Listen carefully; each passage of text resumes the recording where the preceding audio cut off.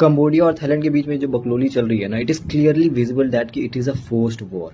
वो मंदिर जो कंबोडिया में सिचुएटेड है, उसको यूनेस्को ने ऑलरेडी एक वर्ल्ड हेरिटेज डिक्लेयर कर दिया था, मगर फिर भी उसके ऊपर डिस्प्यूट और वॉर इज टोटली फोर्स्ड, और इसके पीछे पूरा का पूरा हाथ अमेरिका का है। I will tell you how. Cambodia as a country is already बहुत ज्यादा प्रो चाइना, ठीक है, उसका प्राइम मिनिस्टर प्रो चाइना है, और कंबोडिया ने हिस्टोरिकली भी यूएसएसआर से अपनी डिफेंस इक्विपमेंट्स खरीदी हैं।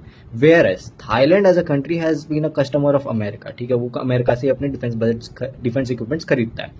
मगर रिसेंट टाइम्स में थाईलैंड की जो प्राइम मिनिस्टर रही है, जो फीमेल प्राइम मिनिस्टर, उन्होंने अपना अप्रोच बिल्कुल बदल दिया और उन्होंने पूरा का पूरा फोकस थाईलैंड के इंफ्रास्ट्रक्चर को बिल्ड करने पे लगा दिया, और उन्होंने रिसेंटली में ना थाईलैंड के डिफेंस बजट को थोड़ा सा कर दिया कट। अब इससे डायरेक्ट इम्पैक्ट पड़ा है अमेरिका का बिजनेस में।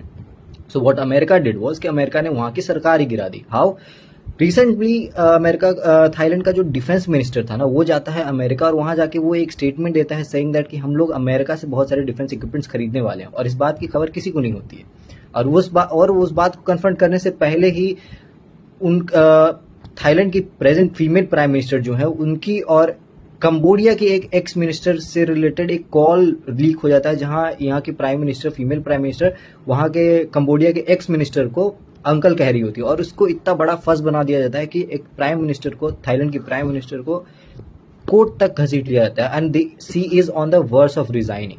अब अगर वो रिजाइन करती हैं तो तुम गेस करो कि अगला प्राइम मिनिस्टर ऑफ थाईलैंड कौन बनने वाला है? Obviously that defence minister of Thailand, जो थाईलैंड में जो अमेरिका जाके डिफेंस इक्विपमेंट खरीदने का प्रॉमिस करके आया है, वही अगला प्राइम मिनिस्टर बनने वाला है। अब अगर उसने प्रॉमिस कर दी है कि हम लोग अमेरिका से डिफेंस इक्विपमेंट्स खरीदने वाले हैं, तो डिफेंस इक्विपमेंट्स एक कंट्री तभी खरीदेगी ना जब करंट जो डिफेंस का स्टॉक है यूज होगा। And that the sole reason why कि ये war between Cambodia and Thailand is being forced upon. और मैं तुमको गारंटी के साथ कह रहा हूँ कि इससे कोई सिचुएशन में चेंज नहीं आने वाली है, कोई डिस्प्यूट सॉल्व नहीं होगा, कुछ भी इसमें किसी का कोई फायदा नहीं होगा।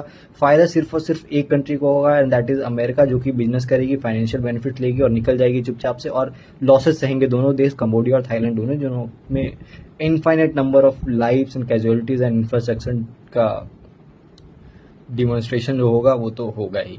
सो that's how evil America place.